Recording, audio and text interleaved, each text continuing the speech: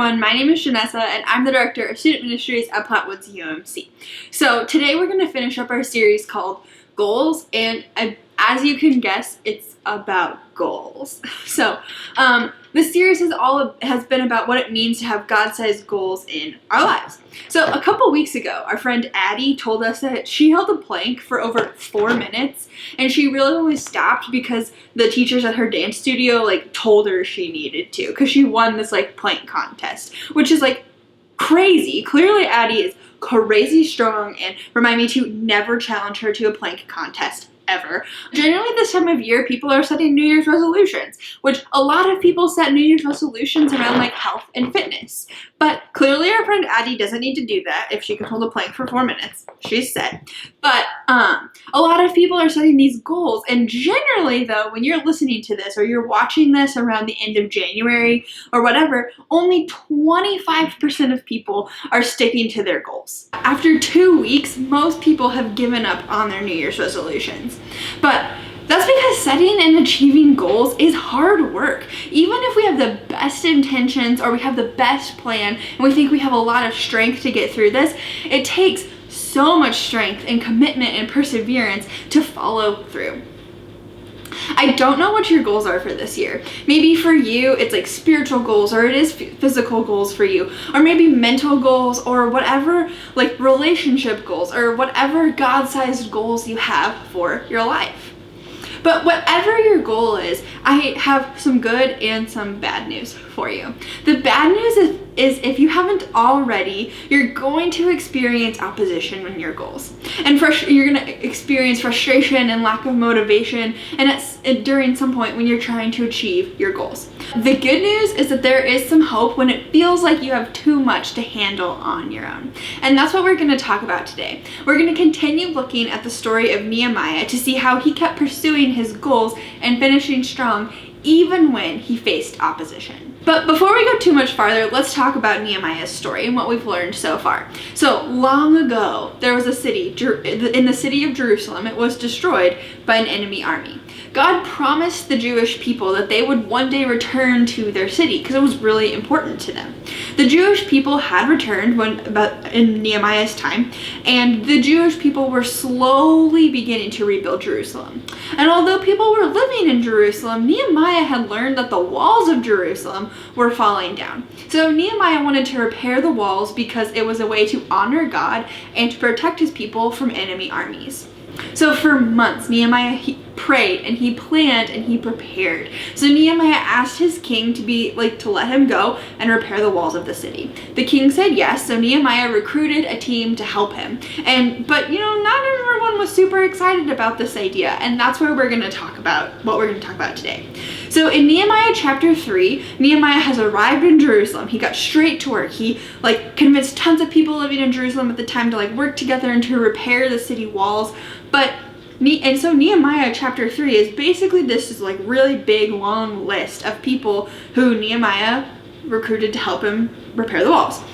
Right after this list, we get a couple of verses talking about people who called them weak, who mocked the quality of their work, their pain, and their beliefs, and then they were basically just trying to crush their hope.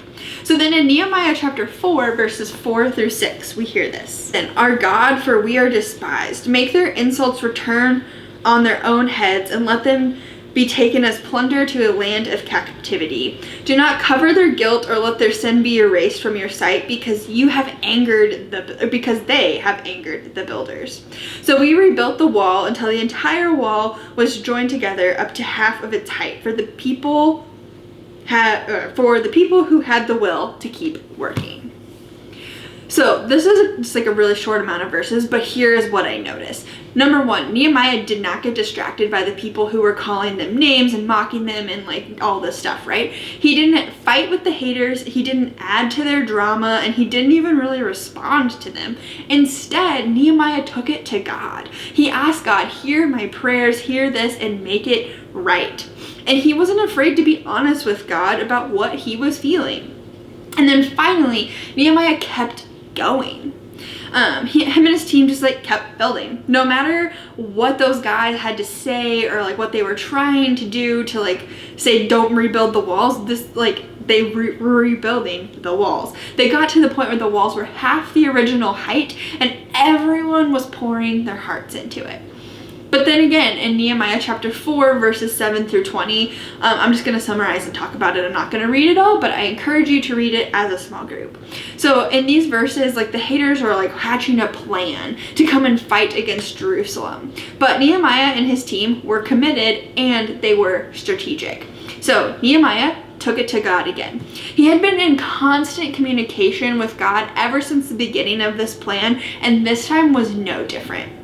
Nehemiah then also prioritized rest in these verses. He knew that the team helping him would need rest if they were going to have the strength, if they were going to end up with strength to keep going. So he found a way for them to work in shifts so they could rest. So then also Nehemiah chose community. The team was committed to protecting and supporting each other for as long as the opposition lasted. Nehemiah kept going. The job was a little bit more difficult than it was at the beginning because they had opposition, but they never stopped. They kept moving forward. And he kept moving forward, adjusting his plan and getting a little creative in order to continue the work of rebuilding the walls. And this wasn't the end of the opposition that the team faced. There was a lot of obstacles in chapter 5 and chapter 6, both from enemies and actually other Jewish people. At one point, Nehemiah is literally receiving death threats. Those men, though, they didn't want Nehemiah to finish building the wall, but we see how Nehemiah reacts in chapter 6, verse 9. For they were all trying to intimidate us, saying, they will drop their hands from the work and it will never be finished.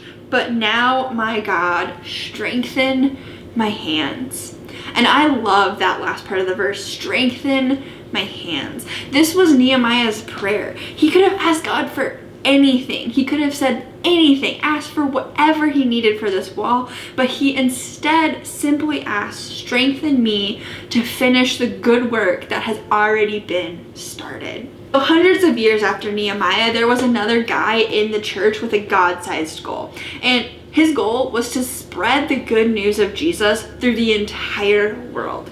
And his name was Paul, and he was one of the early leaders of the church. So at some point in Paul's ministry, he wrote a letter to a young guy named Timothy, who he was mentoring and encouraging him. So we hear this in 2 Timothy verse 1 through 7. This is one of my favorite verses in the whole Bible. So it says, for God has not given us the spirit of fear, but one of power and love and sound judgment. So we all know what it's like to face obstacles. Maybe it's not when we're facing God-sized goals, but we're gonna have obstacles no matter what in our life. So along with strength, Paul mentioned love and self-discipline too. My version says sound judgment, but self-discipline is a common version as well. So when God gives us God-sized goals, we're going to face challenges and oppositions, but they can be a gift because resistance helps us to strengthen our faith muscles. It also helps us to grow in love, and it helps us develop perseverance.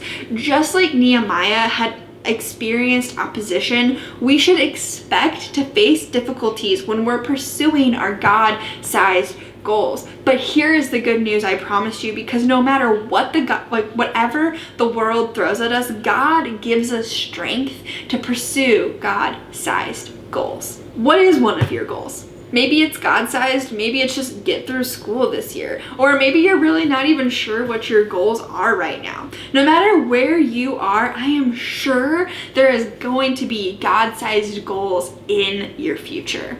So when you need strength to pursue these God-sized goals, here are 5 tips to help you do that.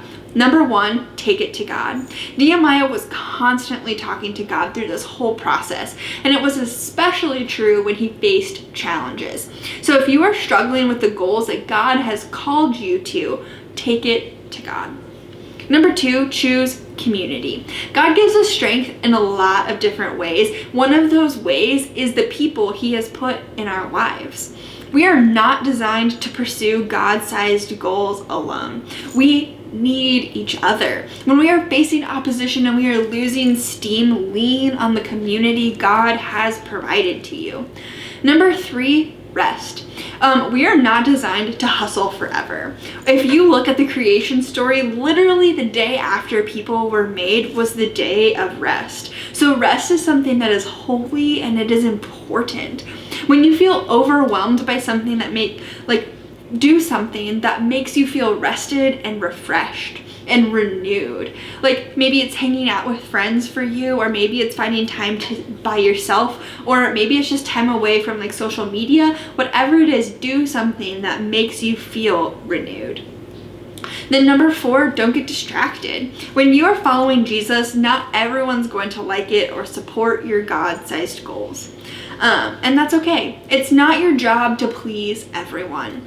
All you need to do is worrying about the path that God has set before you. And then also staying close to the people who want what is best for you. Because remember, it's not your job to please everyone.